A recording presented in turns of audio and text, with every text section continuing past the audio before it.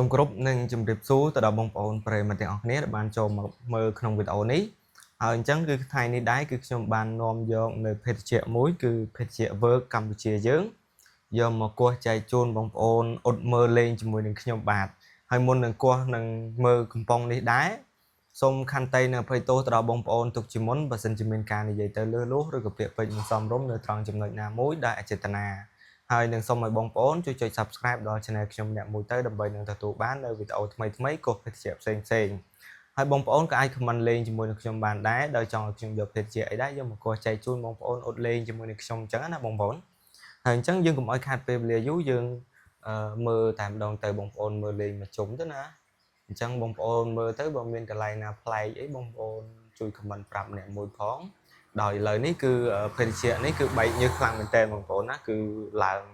ញើសខ្លាំងមែនតើដោយសារតែយើងត្រាំទៅវាត្រជាក់ណាបងប្អូនហើយអញ្ចឹងគឺយើងមើលខាងក្រោយនេះគឺចំអក្សរនេះហើយខាងមុខនេះគឺយើងចំជាមួយនឹងអក្សរ Work ដែរហើយអញ្ចឹងយើងមើលនៅខាងក្រោមនេះគឺលេខ23ណាបងប្អូនរៀងចាំងមើលឃើញច្បាស់ទេដោយសារវាបែកញើសណាបងប្អូន23ហើយខាងលើ AS2 រៀងចាំងដែរណាបងប្អូនមើលឃើញអក្សរទូចតោះឥឡូវយើងកុំឲ្យខាតពេលវេលាយូរយើងចង់ដឹងថាត្រូវឬក៏ខុសតោះឥឡូវយើងគោះមើលតែម្ដងតោះដោយបងប្អូនអ៊ុតទៅចោះផាច់ចេញមកហើយបងប្អូនអ៊ុតមើលត្រូវអត់អរគុណបងប្អូនណាគឺអត់ត្រូវទេ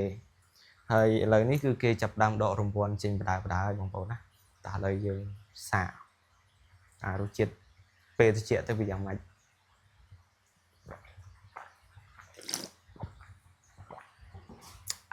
ជាក់ខ្លាំងមែនតើបងប្អូនហើយអញ្ចឹងក្នុងវីដេអូនេះគឺមានតែប៉ុណ្្នឹងទេបងប្អូនណាហើយបើមានការគោះទៅមិនត្រូវឬក៏ខុសអីបងប្អូនខន្តីនៅអភ័យទោសផងសម្រាប់វីដេអូនេះខ្ញុំចេញទៅគឺបងប្អូនបានមើលលេងកំសាន្តទេមិនមែនថាទុកជាការយកមកដាក់ក្នុងខ្លួនអីគិតអីវែងឆ្ងាយអញ្ចឹងណាបងប្អូនហើយអញ្ចឹងក្នុងវីដេអូនេះគឺមានតែប៉ុណ្្នឹងទេហើយជម្រាបលាបងប្អូនអរគ្នា